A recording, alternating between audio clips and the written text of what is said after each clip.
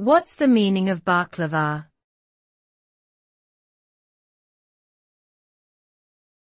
Baklava.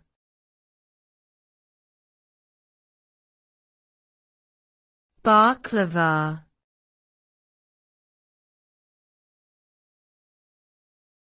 Baklava.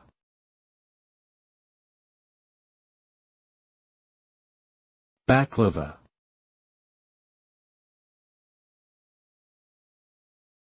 Baklava is a sweet pastry that is popular in many Middle Eastern and Mediterranean countries.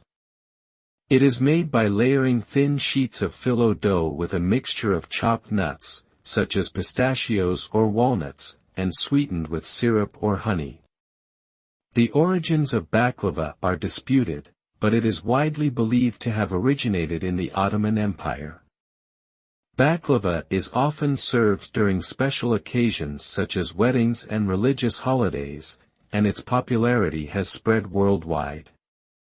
In addition to the traditional nut-filled version, there are also variations with chocolate, fruit, and savory fillings. Baklava is a delicious and indulgent treat that is sure to satisfy any sweet tooth.